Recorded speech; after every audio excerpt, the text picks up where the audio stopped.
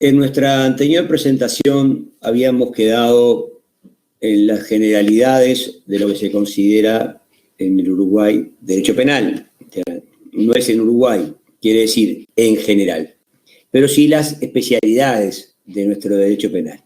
Habíamos partido de la base de entender que el derecho penal es normas que tienen que ver con la convivencia, con la paz social, que tienen que ver con estructuras jurídicas, que tienen que ver con leyes especiales, o que esas normas penales estuvieran en un códex, contenidas en un código. ¿Qué es lo que sucede en nuestro país? Tenemos un código penal y tenemos leyes especiales. Vamos a hablar ahora específicamente del Código Penal. El Código Penal uruguayo es una estructura jurídica muy, pero muy vetusta, vieja. Es del año 1934, o sea que este año está cumpliendo 86 años. Si bien ha merecido alguna que otra reforma, su estructura general debe ser reformada. En la ley que del año 2005, que se entendió como, se mandó al Parlamento como humanización del sistema carcelario y salió con otro nombre, se crearon dos comisiones para estudiar tanto sea el Código Penal como el Código Procesal Penal, eso va a ser de otra materia, pero el Código Penal, que se creó la comisión, se formó la comisión, estudió la comisión y entregó un borrador, un mensaje, proyecto de ley con un código penal, un mensaje, proyecto de ley y un mensaje, quedó durmiendo en algún cajón. O sea que así como hoy vivimos una urgencia sanitaria, en aquel momento vivimos una urgencia de reforma de la estructura procesal penal del Uruguay, como ya dije, de otro tema, y solamente nos dedicamos a eso. El Uruguay se merece, sin lugar a dudas, que se estudie a profundidad y que se reforme el Código Penal uruguayo. A esta altura del partido, después de años en el cual se elevó ese proyecto de Código Penal nuevo, en realidad hoy merecería que se siguiera estudiando, porque algunas de aquellas disposiciones quizás hoy deberían ser cambiadas. Es más, ha habido muchas reformas en el Código Penal. Pero vamos a dedicarnos a lo que tenemos, al Código Penal vigente. La estructura del Código Penal es un código que está dividido en tres grandes partes que se denominan libros. El libro 1, que contiene lo que se denomina la parte general, que empieza en artículo 1 y que tiene que ver con aquello que identifica a los delitos, o sea, tiene que ver con la definición de delito, la estructura de delito, o sea, las causas que atenúan o agravan las figuras, las causas de justificación, las causas de impunidad, las condiciones de los sujetos, la pluriparticipación de los mismos. Va hasta el artículo 130 y va hasta el 131 que está derogado tácitamente. Ese es el libro 1. El libro 2 se inicia justamente, bueno, con el artículo 132.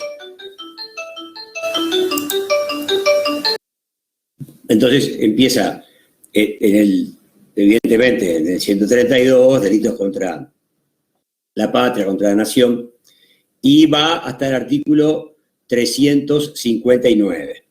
Y ahí que tiene, como decía, delitos, se llama parte especial, el libro 2, están todos los delitos.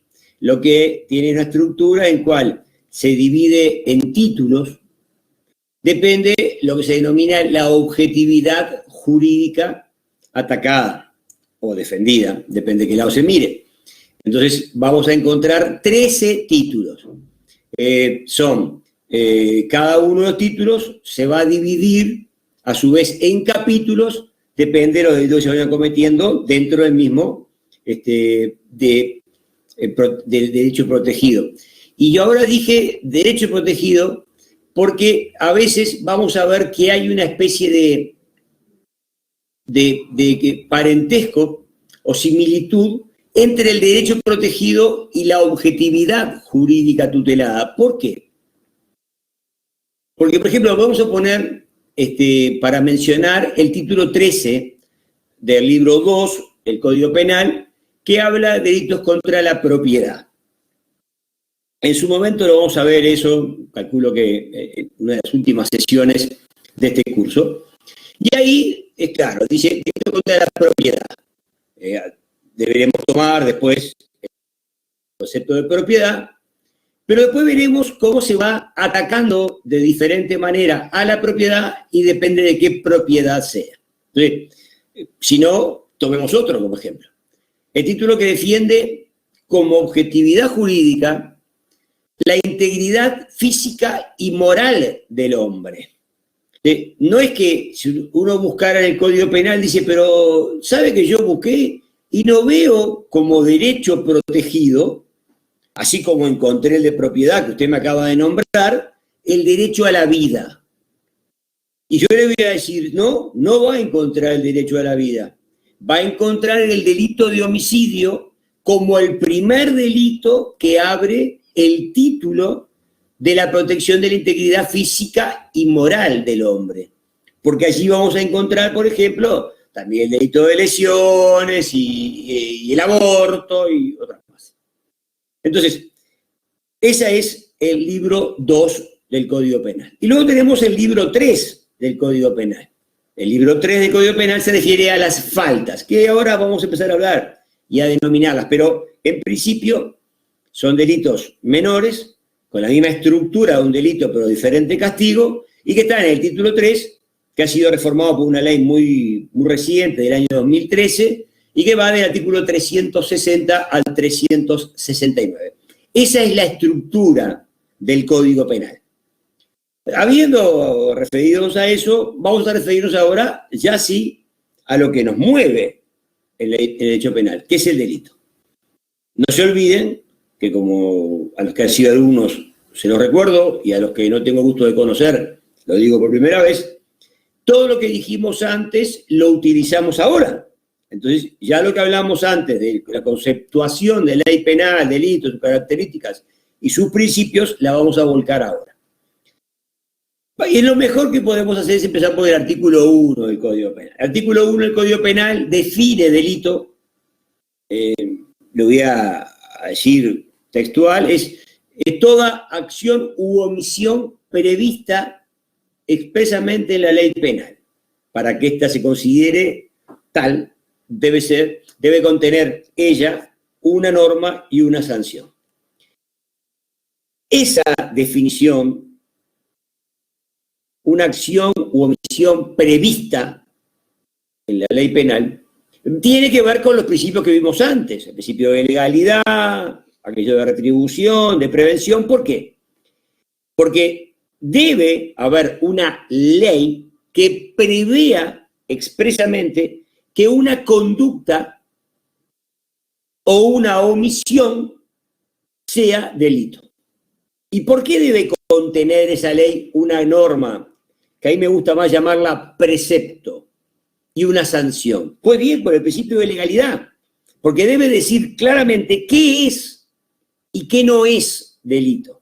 Porque si no está previsto en la ley penal como delito, no hay castigo. Recuerden que hablamos de la analogía en la clase anterior, en la charla anterior. Y a su vez, debe haber una pena. ¿Qué significa? Un castigo previsto especialmente en la ley penal para aquella persona que no respeta la norma. Entonces, es una conducta, como dicen los autores, típica, antijurídica y culpable. Ahí me gusta agregarle cometida además con conciencia y voluntad. Eso me gusta agregárselo a mí, lo veremos por qué. Y que tiene como consecuencia la aplicación de una pena. ¿Por qué me gusta a mí agregarle cometido además con conciencia y voluntad? Porque yo al artículo 1 le adoso, le adiciono el artículo 18 del Código Penal. Que el artículo 18, que está en régimen de la culpabilidad, dice que nadie puede ser castigado por un hecho que la ley prevé como delito si no es intencional, ultraintencional o culposo, cometido además con conciencia y voluntad. Que yo le decía a ustedes de que por qué le adiciono a la primera definición, por qué lo junto. Si no lo juntara, en la explicación que estoy dando ahora ya alcanzaría para esto. Es interesante que este primer artículo del Código Penal ratifica todo lo que dijimos en la charla anterior de los principios y las características. O sea, el concepto de delito como aquella acción típica, antijurídica y culpable, cometida no con conciencia y voluntad, debe estar expresamente prevista en una ley que debe tener esa previsión expresa y una sanción que, como dijimos hoy, ¿se acuerdan?, debe ser proporcional al delito cometido. ¿Por qué?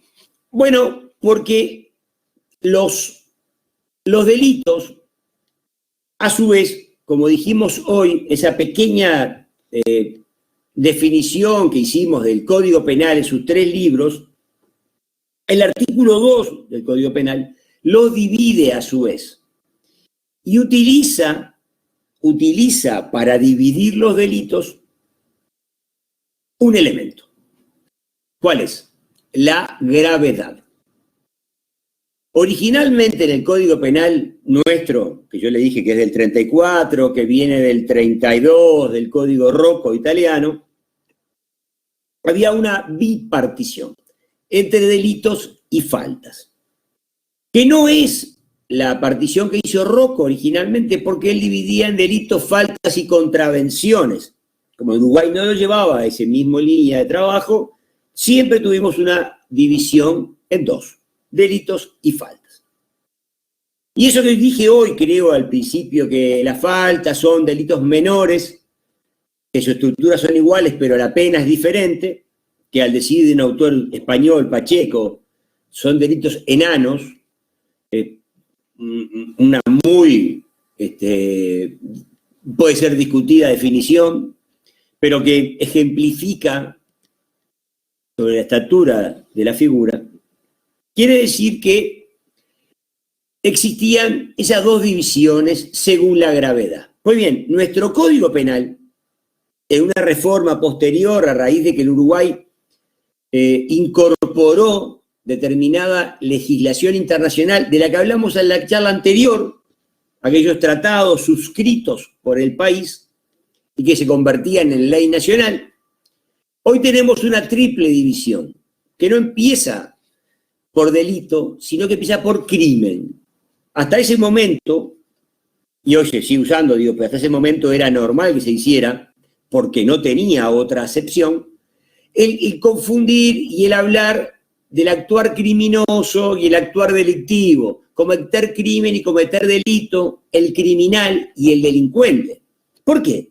Porque si no había una definición de crimen diferente del delito, no estaba mal que se utilizara. No estaba mal, para nada. Hoy sí. ¿Por qué? Porque el artículo 2 del Código Penal ahora divide entre crímenes, recuerden que el concepto es por la gravedad, delitos en segunda instancia y luego faltas. ¿Y qué dice el Código Penal de crímenes? Justamente que son ilícitos de competencia de la Corte Penal Internacional, leyes especiales y normas internacionales. Así textualmente lo dice. O sea, los crímenes son delitos de lesa humanidad. Corte Penal Internacional, o sea, aquellos delitos que tienen como motivo o fundamento persecución. ¿Tá? Que eso no nos va el tiempo de ahondar mucho en el tema, pero que nos referimos para ustedes para que ahonden ese tipo de cosas. Es claro que se refieren como una definición general, delitos de lesa humanidad. Recuerden que hay una materia que ustedes, algunos tuvieron conmigo y otros no, que se hizo un taller de derechos humanos, que ahí hablamos un poquito de la conceptuación de lesa humanidad. Y a esa nos referimos, está subido. Luego, ¿cuáles son los delitos? Bueno, la definición del artículo es que no revisten la calidad de los anteriores. O sea, delitos para el Código Penal son delitos que no son de lesa humanidad. y a eso nos referimos con todo lo que decimos antes, ahora y después. Y por último, las faltas solamente dice que son las que están en el libro 3 del Código Penal. Como bien explicamos hace un ratito, son aquellas que van del artículo 360 al 369, que son las faltas que fueron reformadas por la ley 19.120, como dice la transparencia, que ustedes podrán ver ahí, y que reformó las faltas en algunas y otras no, y en su momento que tenían una pena que tenía que ver con multa o prisión equivalente, con lo que podía haberse discutido muchas veces sobre su constitucionalidad en aquel tiempo, hoy ya existe un arreglo con esta ley que ya cambió la penalidad. Vamos a hablar ahora de un concepto que yo no nombré recién. Dije que los delitos son conductas típicas antijurídicas y culpables, cometidos además con conciencia y voluntad.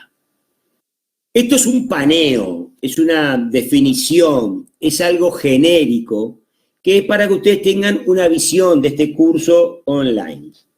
Pero hay un tema que yo no puedo dejar pasar por alto, y es que la antijuridicidad es lo que se debe tener en cuenta para establecer si una conducta es o no delito. Dijimos que el delito, con todo lo que dijimos en la charla anterior y lo que le agregamos ahora, es aquella conducta prevista en la ley expresamente, con un castigo, que es para castigar a quien la comete, servir de ejemplo para el que viene atrás o el que ve esa conducta, poner la bolsa en remojo, diría alguien, y a su vez, que es antijurídica por todo lo que dijimos antes, que es culpable por lo que dijimos, y que es típica, porque se ajusta a la figura. Perfecto.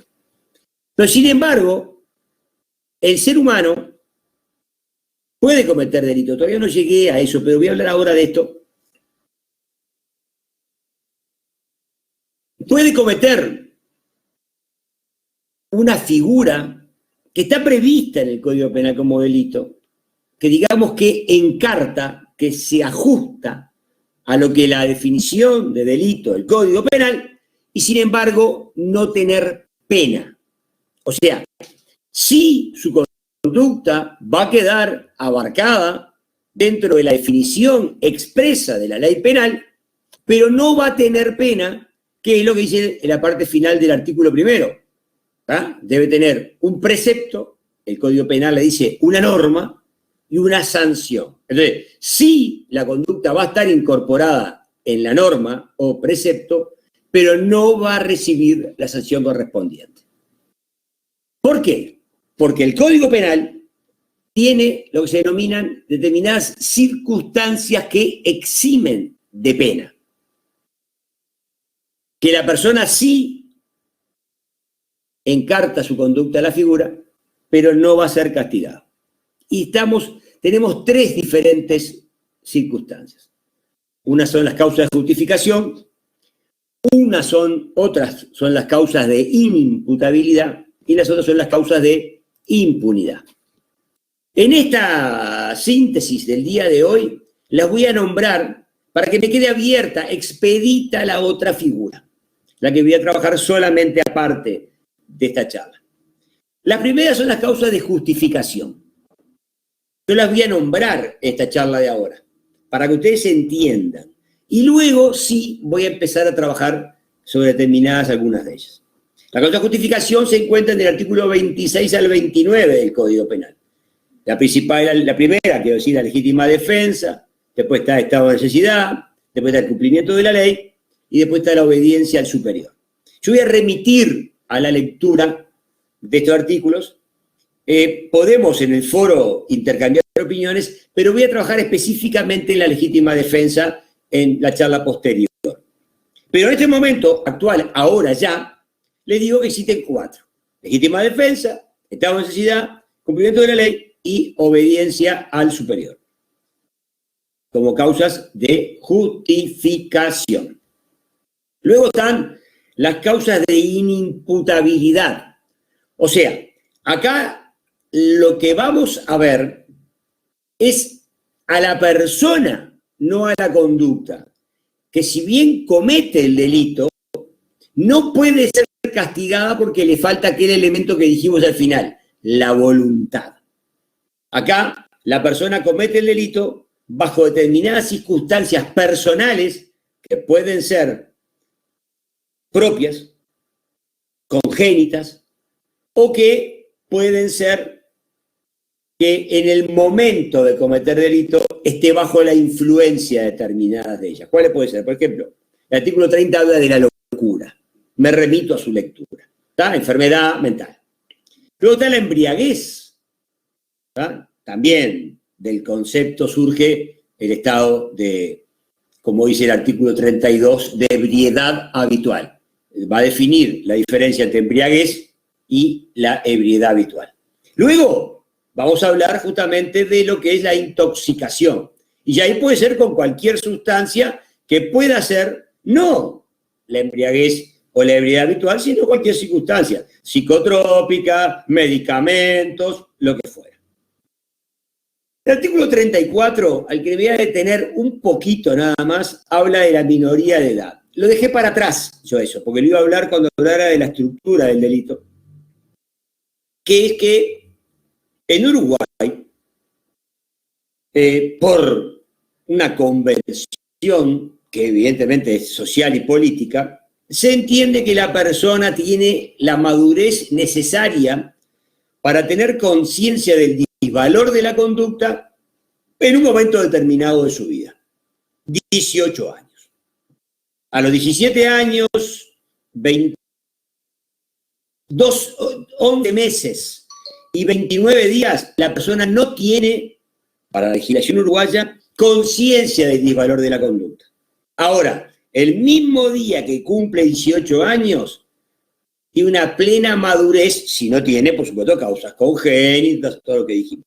Pero si no tiene más que la edad, la persona ya es consciente de la conducta que comete y puede ser castigado. Entiendan ustedes que hace unos años se intentó hacer un plebiscito constitucional para reformar este artículo y que la minoría de edad en Uruguay fuera a los 16 años.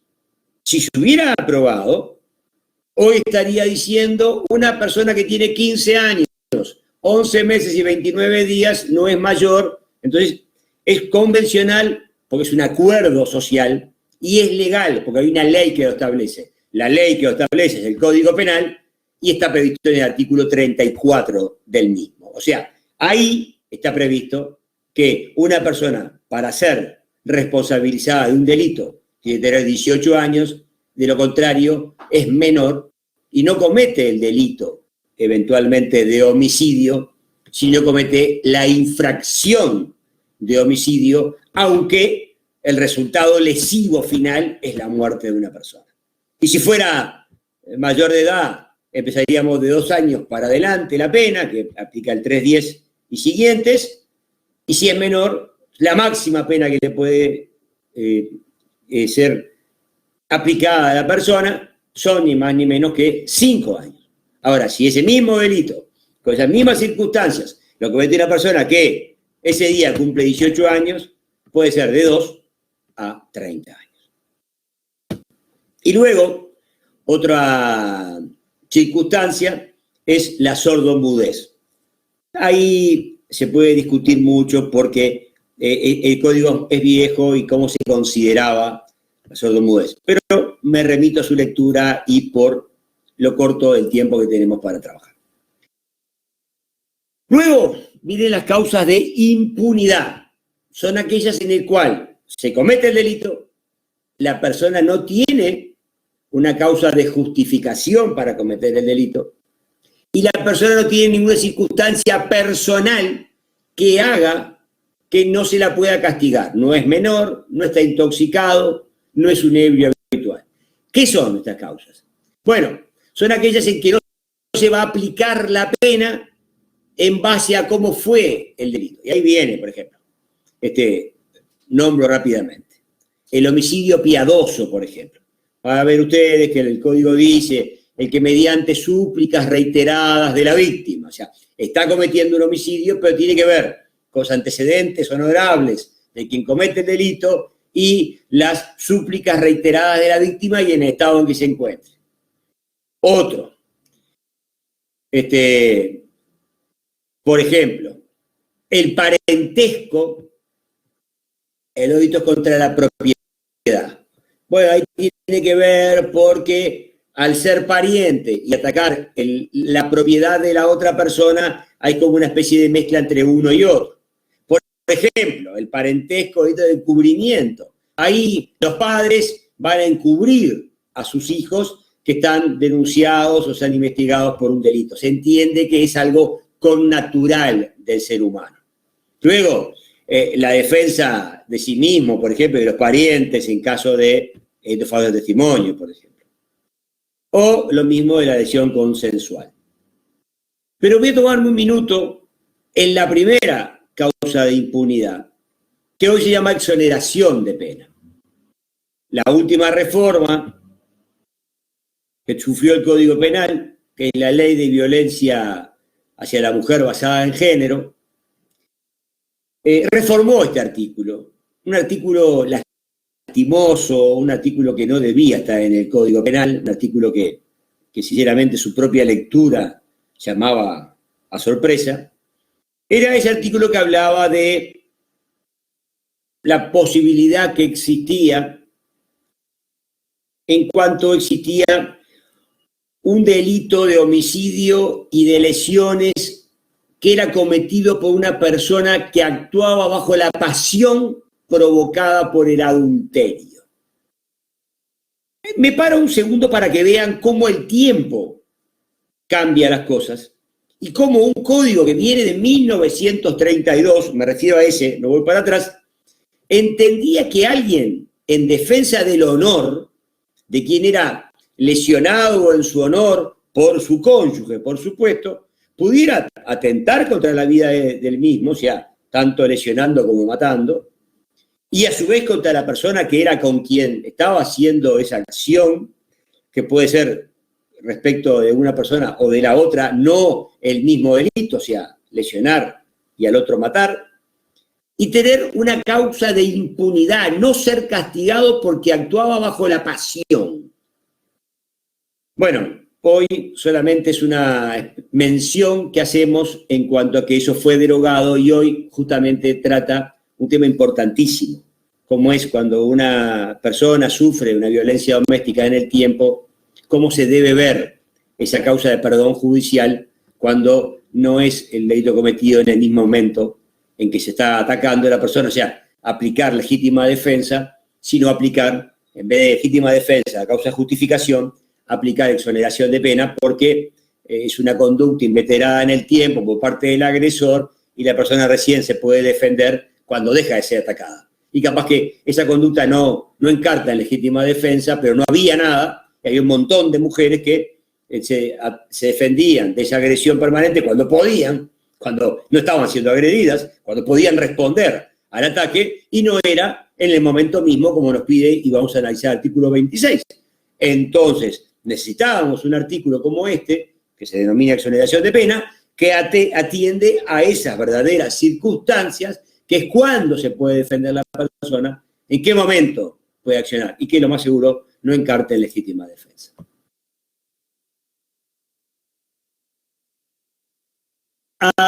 Hoy dijimos hace un ratito que vamos a hablar de la estructura de delitos. Creo que hace un ratito dije, esto voy a dejarlo para más adelante, estructura. Lo voy a hablar ahora para redondear este concepto, para ya meterme luego en la causa de justificación legítima defensa. En la estructura de delitos hay determinadas figuras que tienen que estar interactuando y a su vez vinculadas por un nexo. Hay un sujeto activo, un sujeto pasivo y un verbo nuclear que dibuja la figura, que nuclea el delito. El sujeto activo es quien comete la conducta, quien actúa el delito. Puede ser un autor material, quien toma un arma y desgarra a una persona 2 o 3 disparos y la mata, autor material del delito de homicidio. O puede haber un autor intelectual, que si bien no fue el que tomó el arma y accionó la cuerda del disparador, fue quien incentivó a la persona para que lo hiciera, de una manera que puede ser cualquiera. Vamos a ver después cuando veamos homicidio. Puede ser por dinero, o una promesa de beneficiarse, un favor sexual, una mejora salarial, o quizás hasta un empleo. En vez de mejora, la consecución de un empleo.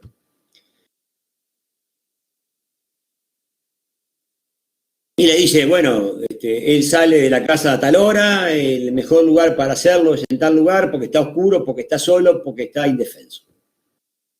Lo importante que debemos recalcar que el autor del delito, el sujeto activo del delito, siempre debe ser una persona física. Me refiero que el perro de Juan que ataca a Pedro no comete el delito de lesiones el perro. El delito lo comete una persona física. Y como bien dijimos hace un minuto, lo estoy agregando ahora porque dije, ya viene la definición, tiene que ser mayor de 18 años.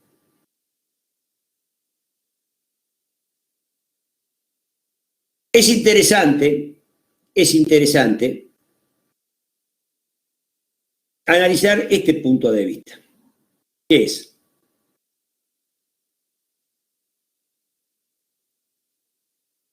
Que la otra persona es la persona que denominamos sujeto pasivo.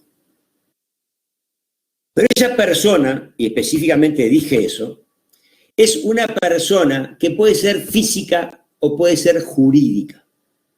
Acá tenemos que ir a otro corpus, a otro cuerpo normativo, que es el Código Civil uruguayo. El Código Civil uruguayo en el artículo 21 dice que son personas, tanto las físicas como las jurídicas. Bueno, la persona física, sabemos qué es, y la jurídica es aquella conjunción de voluntad de determinadas personas que crean una persona. Llámese sociedad anónima, de hecho, SRL, en comandita, lo que fuera. Esta persona jurídica, si bien no puede cometer un delito, sí puede sufrir las consecuencias de un delito. Juan se introduce en una fábrica y lleva determinados productos que comercializa en una feria. Quien es el sujeto pasivo del delito es la persona jurídica propietaria de esos bienes. ¿Verdad? O sea, si es una persona física, bueno, estamos como dijimos hoy. Juan hurta a Pedro. Pero si Pedro lo que es propietario de una sociedad anónima, que es propietaria a su vez de los bienes, y Pedro solamente lo que hace es ser dueño de sociedad anónima que tiene varias actividades, Pedro va a decir que a la sociedad anónima le hurtaron determinados bienes.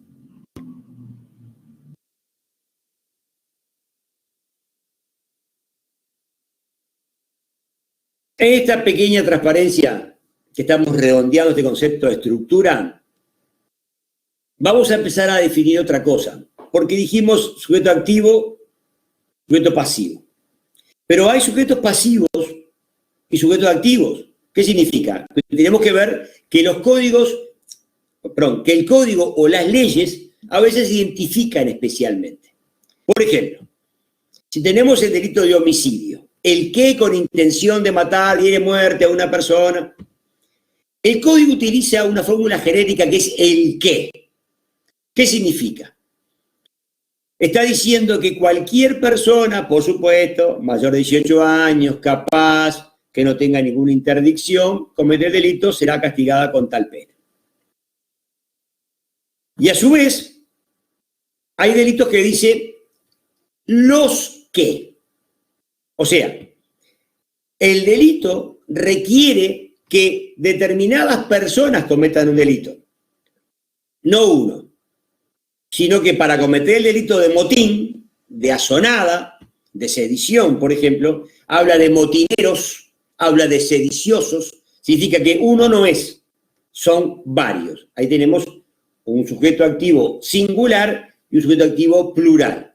Pero también puede haber delitos que digan el qué, porque no le piden a la persona más que lo que dijimos hoy, que sea capaz, mayor de 18 años, no tenga ninguna interdicción. Pero también puede ser que la persona para cometer el delito tenga que tener una condición previa. Por ejemplo, el delito de prevaricato, previsto en el Código Penal, solamente pueden cometerlo los abogados o procuradores, o sea, aquellas personas que habiendo ingresado a la Facultad de Derecho, hoy sea pública o privada, y habiendo aprobado determinada cantidad de materias, juramenten el título en la Corte de Justicia. Ese día son abogados, ese día es procurador, antes no lo es. Pues bien, esa persona realizando la asistencia o consejo de leal podrá ser castigada por este delito. No va a ser castigado por ese delito un médico.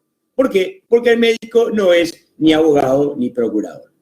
Pero, por ejemplo, en los delitos contra la administración pública previstos en el título 4 del Código Penal, que dice los funcionarios públicos, quiere decir que esos delitos solamente pueden ser castigados si lo cometen funcionarios públicos. O sea, es un sujeto activo, singular, pero determinado, o también se denomina condicionado. Significa, tiene una condición, la de ser funcionario público, la de ser abogado, la de ser procurador. Puede ser sujeto activo, puede ser sujeto pasivo, ¿tá? Depende cómo lo diga. ¿Y por qué dije pasivo? Bueno, porque el pasivo también puede estar determinado. El pasivo, por ejemplo, puede ser delitos que especifiquen contra quién se cometen. Y no puse mucho porque tenemos toda la ley de violencia hacia la mujer basada en el género, donde habla de mujeres, de niños, niñas y adolescentes. Esos delitos van a ser tal en la medida que se cometan con respecto a ellos. ¿Por qué? Porque si ese delito, la violencia doméstica, se comete contra un hombre, no puede basarse en el delito en la ley de violencia de mujer basada en género, sino que tiene que ir a la ley primigenia, año 2002, de violencia doméstica. O sea, la ley, esa especial o una ley particular, como es el Código Penal, un códex, especifican a quién, cómo y quién. Dentro de la estructura de los delitos tenemos lo que se denomina el elemento material. Es el objeto sobre el que recae el delito. O sea, si alguien hurta este mouse, el elemento material del delito de hurto es el mouse. También podemos tener que hay delitos que, como decíamos hoy, en el título 10 del Código Penal, delitos contra la integridad física y moral del hombre, el elemento material se confunde con el personal. ¿Por qué? Porque la persona es la que sufre en su cuerpo las consecuencias del delito. O sea, yo puedo tomar un arma y desenrajar 3 tiros contra Juan. El arma no es el elemento material, es el objeto con el cual cometí el delito. El elemento material se confunde con el elemento personal. Entonces, Juan es a su vez el sujeto pasivo del delito y el elemento material personal. Por último, en esta apretada síntesis, yo le dije que había sujeto activo, sujeto pasivo y algo que los vinculaba, que es la acción, que es la conducta prevista en el Código Penal o en leyes especiales. ¿Qué es eso? ¿Qué es la acción? Bueno, la acción es el verbo. Y en caso del Código Penal se denomina verbo nuclear, porque nuclea la figura, porque la figura se hace en base al verbo nuclear. ¿Tá? Es el centro de la acción. Tenemos, por ejemplo, delitos que tienen un solo verbo nuclear. Por ejemplo, el delito de homicidio. Dar, muerte. Dar. El verbo es dar. Dice diere muerte. Está conjugado.